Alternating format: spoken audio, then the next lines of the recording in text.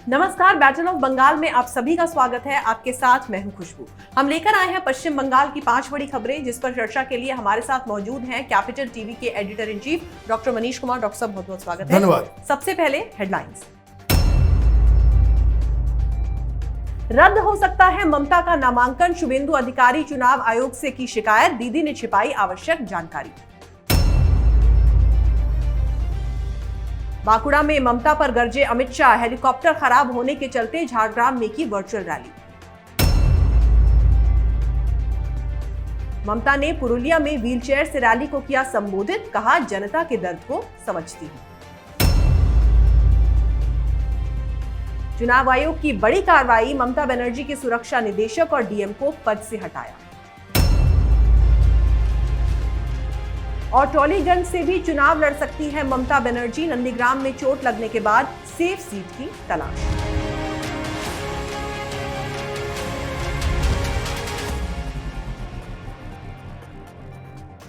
रुक करते हैं पहली खबर का। पश्चिम बंगाल विधानसभा चुनाव 2021 के पहले बंगाल की मुख्यमंत्री ममता बनर्जी को फिर झटका लग सकता है। ममता बनर्जी पर नंदीग्राम से नामांकन रद्द होने का खतरा मंडरा रहा है। दरअसल उन पर आरोप लगाया गया है कि उन्होंने नंदीग्राम से चुनाव लड़ने के लिए जो नामांकन दाखिल किया है उसमें जानकारी छिपाई गई है। ममता पर यह आरोप टीएमसी से बीजेपी में शामिल हुए शुभेंदु अधिकारी ने लगाया है। शुभेंदु अधिकारी का कहना है कि ममता बनर्जी ने अपने ऊपर चल रहे केसेस का जिक्र नामांकन पत्र में नहीं किया है। डॉक्टर साहब, क्या ममता नई मुसीबत में पड़ सकती है? बिल्कुल मुसीबत में पड़ सकती है, क्योंकि अगर ये साबित हो जाता है कि उन्होंने अपनी जो जानकारी, जो एफिडेविट दिया है उसमें ये सारी चीज़ें छुपाई है, तो ये नामांकन रद्द भी हो सकता है। और ये टीएमसी के लिए, ममता बनर्जी के लिए बहुत बड़ा सेटबैक होगा।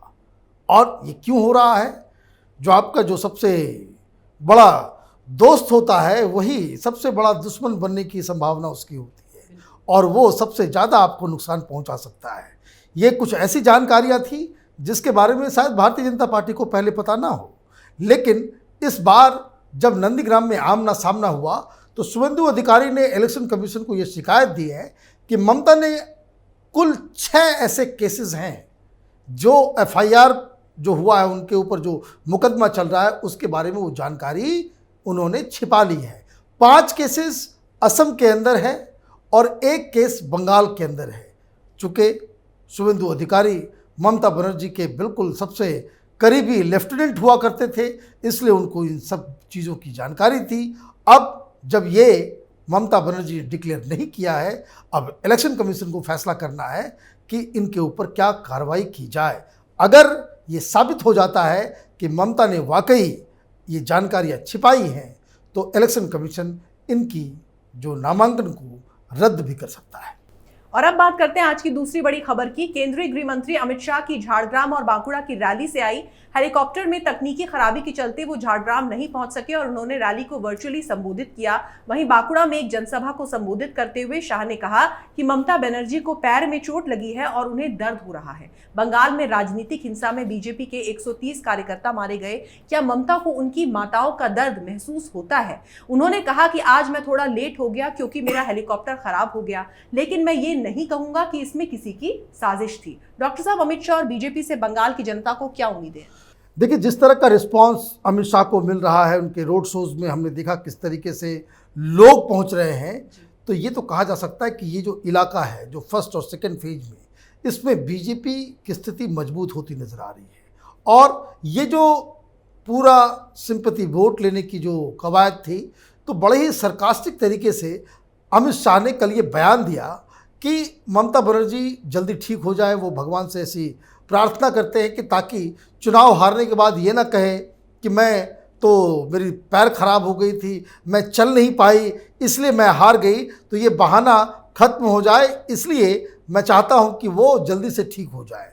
तो कहने का मतलब ये है कि भारतीय जनता पार्टी इस जो सिंपैथी कार्ड को तोड़ने के लिए वो अलग रणनीति, एक सरकाज़म के का जो है उन्होंने सहारा लिया है। साथ ही साथ जो मेन मुद्दा जो मुझे नज़र आ रहा है कि जितने भी जो लीडर्स वहाँ कैंपेन कर रहे हैं, वो सब यही कह रहे हैं कि बंगाल में भारतीय जनता पार्टी का एक ही एजेंडा है कि हमारी सरकार आएगी तो ये कटमनी, ये भ्रष्टाचार, ये टोलाबाजी, ये सिंडिकेट, ये सारे के सारे जो है वो खत्म करेगी और इसी आधार पे वो लोगों से वोट मांग रही है। जी, तो हेलीकॉप्टर की खराबी को लेकर अमित शाह ने बड़े ही डिप्लोमेटिक तरीके से ममता बनर्जी पर तंज किया। अब बात करते हैं आज की तीसरी बड़ी खबर की। चोट लगने के बाद ममता ने पुरुलिया में व्हीलचेयर पर रैली को संबोधित किया। पुरुलिया में रैली के दौरान ममता बनर्जी ने बीजेपी को आड़े हाथों लिया। उन्होंने कहा कि मुझे घायल करके कुछ लोगों ने सोचा कि मैं चुनाव प्रचार में नहीं आऊंगी, लेकिन मैं आ गई। मैं स्ट्रीट फाइटर हूं, मैं जनता का दर्द समझती हूं। डॉक्टर्स ने मुझे आराम की सलाह दी थी, लेकिन मैं यहाँ पर आई हूँ। डॉक्टर साहब, ममता इतनी कंफ्यूज्ड क्यों है? कभी कहती है उन पर हमला हुआ, कभी ये कहती है कि उन्हें चोट आई। क्या कहना चाहती है? देखिए, ये कन्फ्यूजन की स्थिति ये इसलिए है कि ममता बनर्जी शायद प्रशांत किशोर की बातों को ढंग से समझ नहीं पा रही है या उनके द्वारा बनाए गए प्लान पे काम नहीं कर पा रही है। ममता बनर्जी का ये तीसरा अलग अलग बयान है। पहली बार उन्होंने कहा था, जब ऑन द स्पॉट जब नंदीग्राम में उन्हें चोट लगी थी, तो उन्होंने कहा था कि 4-5 लोगों ने साजिश के तहत उन पर हमला किया। फिर उसके बाद जब वो हॉस्पिटल में आई, जब वीडियो उन्होंने बनाया, तो उन्होंने कहा कि मैं वहाँ पे बाहर खड़ी थी और उस वजह से चोट आ गई। फिर अब नया बयान इलेक्शन प्रचार के दौरान वो कर रही हैं कि कुछ लोग मुझे घायल करके। भाई, घायल किसने किया, क्यों किया, इसका तो जवाब आपको देना पड़ेगा। जबकि ये बात अब बिल्कुल दिन के उजाले की तरह साफ है कि ममता बनर्जी के ऊपर न कोई हमला हुआ, न किसी ने साजिश रची। क्योंकि अगर साजिश रची गई होती तो ममता बनर्जी भी उस साजिश का हिस्सा होंगी। तभी तो वो गेट के बाहर निकल गई, पैर बाहर कर दिया, हाथ बाहर कर दिया और सारे सुरक्षा के जो प्रोटोकॉल्स जो है उसको बाकायदा तोड़ के वो कैंपेन में लगी रही। तो ये साजिश अगर है तो इस साजिश के अंदर ममता बनर्जी भी शामिल है। और इस तरह की बातें कह के ममता बनर्जी का कोई दूसरा मतलब नहीं है कि आप एक सिंपैथी लेना चाहते हैं। दरअसल समझने वाली बात यह है कि ममता बनर्जी जिस तरीके से पैर के प्लास्टर को दिखा के, अगर आपके पैर में प्लास्टर है, आप कैंपेन में जा रहे हैं, अगर आप व्हील चेयर पे भी हैं, तो एक सभ्यता के मुताबिक तो यही कहा जा सकता है कि लोग अपने उस जख्म को छिपा के चले। लेकिन ममता बनर्जी जहाँ जा रही हैं वो साड़ी ऊपर होता है, प्लास्टर बाहर होता है। इसका मतलब बिल्कुल साफ है कि वो एक तमाशा कर रही हैं और बंगाल की जनता इस पे ज़रूर अपना फैसला सुनाएगी। जी, तो जाहिर सी बात है कि जब अपना उल्टा काउंटडाउन शुरू हो जाता है तो अच्छे लोग जो है वो असमंजस में पड़ ही जाते हैं। अब बात करते हैं चौथी बड़ी खबर की। नंदीग्राम मामले पर चुनाव आयोग ने बड़ी कार्रवाई करते हुए मुख्यमंत्री ममता बनर्जी के सुरक्षा निदेशक को पद से हटा दिया है। चुनाव आयोग ने कहा कि ममता की Z+ सुरक्षा के लिए सुरक्षा निदेशक के रूप में अपने प्राथमिक कर्तव्यों को पूरा करने में विफल रहने के लिए 1 सप्ताह के अंदर सहाय के खिलाफ आरोप तय होना चाहिए। वहीं इसके अलावा चुनाव आयोग ने ईस्ट मिदनापुर के डीएम विभू गोयल और एसपी प्रवीण प्रकाश को भी पद से हटा दिया। इन सभी पर आरोप है कि इन्होंने अपने कर्तव्य में भारी लापरवाही दिखाई।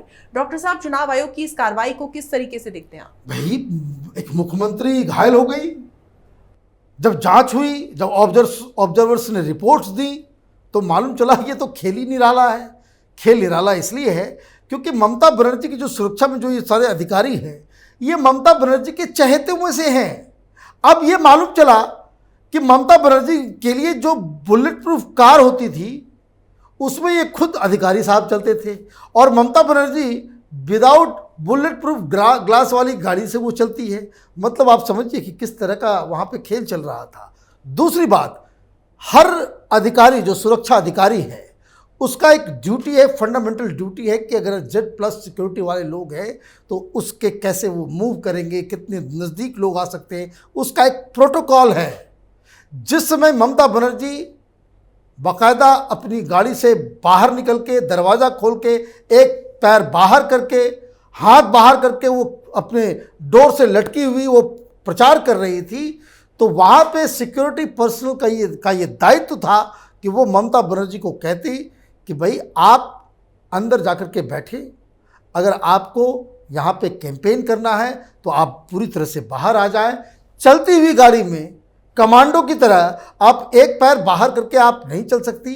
इन सब चीज़ों को वो लागू नहीं कर पाए तो वो एक मिस्टेक है।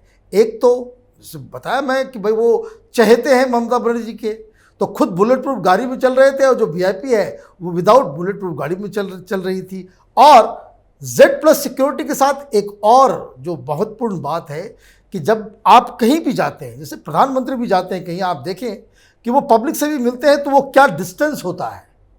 आप इन सब चीज़ों को लागू ऑन द ग्राउंड करें, इसलिए आपकी तैनाती की जाती है। इन सब चीज़ों में आप विफल रहे, इसलिए आपके खिलाफ कार्रवाई हुई है। अब समस्या ये है कि कार्रवाई हुई है तो ये भी तृणमूल कांग्रेस को पसंद नहीं आ रहा।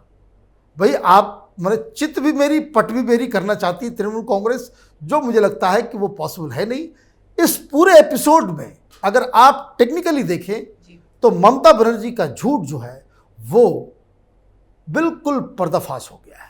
अब बात करते हैं पांचवी बड़ी खबर की। नंदीग्राम से नामांकन कर चुकी ममता बनर्जी अब किसी सुरक्षित सीट से भी चुनाव लड़ने पर विचार कर रही हैं। बताया जा रहा है कि वो दक्षिण कोलकाता के टोलीगंज सीट से भी नामांकन दाखिल कर सकती हैं। डॉक्टर साहब, भवानीपुर छोड़कर टोलीगंज से चुनाव लड़ने के क्या मायने हैं ममता के लिए? देखिए, वो भवानीपुर में भी कुछ दिक्कतें हो रही थी, इस वजह से वो स्ट्रेटजिकली वो नंदीग्राम आई। नंदीग्राम आने की 2-3 वजह थी, लेकिन ये जो जब से हादसा हुआ है उससे ममता बनर्जी का कॉन्फिडेंस हिल गया है, क्योंकि वहाँ पे जिस हिसाब से लोग ये कह रहे हैं कि ममता बनर्जी ने नंदीग्राम के लोगों के ऊपर यह आरोप लगा करके नंदीग्राम को बदनाम किया है, वो ठीक नहीं किया। वहाँ के स्थानीय लोग तो जान रहे हैं, जो लोग चश्मदीद थे, जो वहाँ पे काफ़ी भीड़ थी। आप पूरी दुनिया में मीडिया के सहारे, आप अखबारों के सहारे, सोशल मीडिया के सहारे सिंपैथी बटोर सकती हैं, लेकिन जिस जगह पे ये घटना घटी, जहाँ लोग चश्मदीद हैं, जो लोग देख रहे हैं कि भाई वहाँ एक्चुअली क्या हुआ है, वहाँ तो ये झूठ नहीं आप प्रचारित कर सकती। दूसरा, वहाँ पे जो दिक्कत ममता बनर्जी को ये हो रही है कि वहाँ के जो फीमेल फोक्स के अंदर जो गांव है ना, बेसिकली डेवलपमेंट तो कराया नहीं इन्होंने, तो वो ग्रामीण परिवेश में लोग यही कह रहे हैं कि ममता बनर्जी चूँकि भगवान का नाम लेकर के झूठ कह रही थी, अच्छे मन से उसने देवी काली का पूजा नहीं किया, इसलिए भगवान ने उसे दंड दिया है, देवी ने उसे दंड दिया है और इसलिए वो घायल हुई हैं। तो ये सारे जो और इस तरह का जो नैरेटिव अगर गांव में चल पड़ता है, इसको प्रशांत किशोर के जो गुरु भी होंगे ना, वो इस तरह के नैरेटिव को किल नहीं कर पाएंगे, क्योंकि ये अजीबोगरीब स्थिति है। और वहाँ पे बिल्कुल ही हिंदू मुस्लिम में बंटवारा हो गया है। 70 और 30% का जो डिवीज़न है वो साफ साफ नज़र आ रहा है। और दूसरी एक और घटना घटी है कि नंदीग्राम में जाकर के ये किसान आंदोलन वाले जो आंदोलन जीवी हैं, राकेश टिकैत वगैरह, ये लोग वहाँ पे जाकर के इन्होंने रैली कर ली। रैली तो कर ली, अब मालूम चला कि स्टेज के ऊपर जहाँ पे वो जो बना हुआ था जहाँ से बोलने के लिए, तो उस जगह पे ममता बनर्जी की तस्वीर लगी हुई थी और वहाँ पे कुछ 100-150 लोग आए थे। तो वो जो 100-150 लोकल लोग थे वो सारे के सारे मुस्लिम्स थे। इसको लेकर के भी काफ़ी रिएक्शन नंदीग्राम में देखा जा रहा है। इसलिए ममता बनर्जी एक सेफ सीट जो है वो ढूंढ रही थी बहुत पहले से, और वो कलकत्ता के अंदर टॉलीगंज को तय किया गया है। ये खबर टीएमसी के बिल्कुल ही कॉर्नर से जो खबर आ रही थी, और इसलिए बीजेपी ने ममता बनर्जी को टॉलीगंज में भी घेरने के लिए वहाँ पे बाबुल सुप्रियो को फील्ड कर दिया है। अब बात समझिए, अगर ममता बनर्जी वहाँ से नॉमिनेशन करेंगी तो बाबुल सुप्रियो भी वहाँ से नॉमिनेशन कर देगा। तो ये उसको कह सकते हैं चेकमेट वाले सिस्टम, सह अरमात की जो शतरंज का खेल है, वही बंगाल में चल रहा है। जी डॉक्टर साहब, बहुत बहुत शुक्रिया इस तमाम जानकारी के लिए। धन्यवाद। तो बड़ा ही अफसोस होता है जब ममता बनर्जी ये कहती हैं कि मेरे पैर में चोट लग गई थी, मुझे डॉक्टर्स ने आराम करने की सलाह दी थी, लेकिन उसके बाद भी मैं रैली करने आ गई, वो भी व्हील चेयर पर। ये हर कोई जानता है, सारी जनता ये जानती है कि ममता बनर्जी चाहे व्हील चेयर पर रैली करें या फिर ना करें, वो सिर्फ अपनी राजनीति चमका रही हैं, बल्कि जनता पर कोई एहसान नहीं कर रही हैं। भाई, जिसने 10 साल के अंदर जनता के लिए कुछ नहीं किया, वो 10-12 दिन में क्या कर लेगा। अगर आपको हमारा वीडियो पसंद आया तो इसे लाइक करें, शेयर करें और कैपिटल टीवी को सब्सक्राइब करें। नमस्कार।